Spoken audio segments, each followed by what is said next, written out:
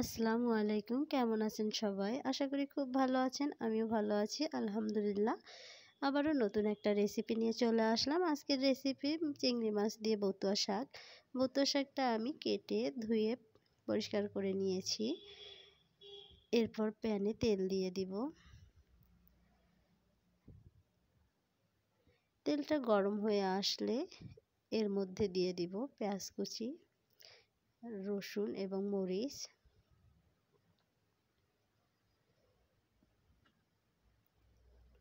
কিছুক্ষণ ভেজে নিব।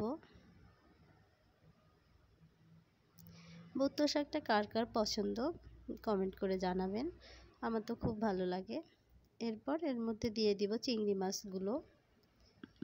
চিংড়ি মাছ সহ আবারও কিছুক্ষণ ভেজে নিব। সামান্য হলুদ গুঁড়া দিয়ে দিব।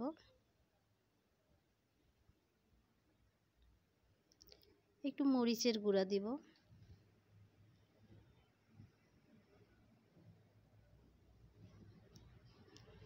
স্বাদ মতো লবণ দিয়ে ভালো করে নেড়েচেড়ে নিব। এরপর এর মধ্যে দিয়ে দিব বতুয়া শাকগুলো।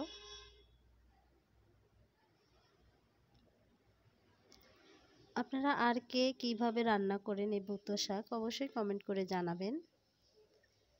আর ট্রাই করবেন একবার এভাবে রান্না করে খাওয়ার জন্য।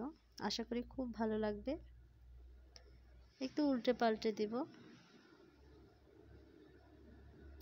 দিয়ে ঢাকনা দিয়ে রান্না করব শাকটা সিদ্ধ হওয়া পর্যন্ত।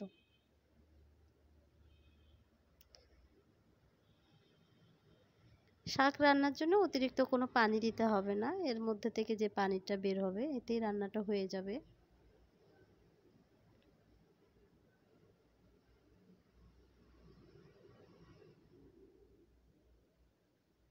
দেখুন কতটা পানি বের হয়েছে। একটু ভালো করে নেড়েচেড়ে আবারও ঢাকনা দিয়ে রান্না করব কিছুক্ষণ।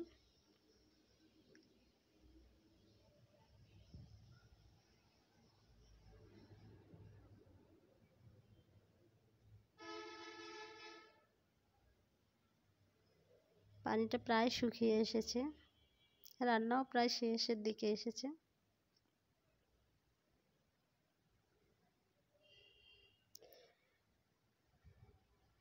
খুব অল্প সময়ে এবং সহজেই তৈরি হয়ে গেল চিংড়ি মাছ দিয়ে বতুয়া শাক।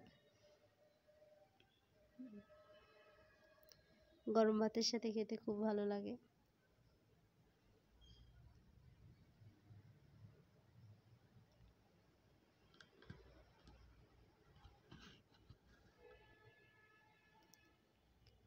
আমার এই ভিডিওটি যদি আপনাদের ভালো লাগে তাহলে অবশ্যই লাইক কমেন্ট শেয়ার করে পাশে থাকবেন।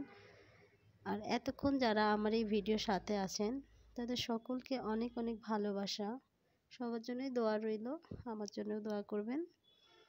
সবাই ভালো থাকবেন, সুস্থ থাকবেন। আজকে এ পর্যন্তই। আল্লাহ হাফেজ।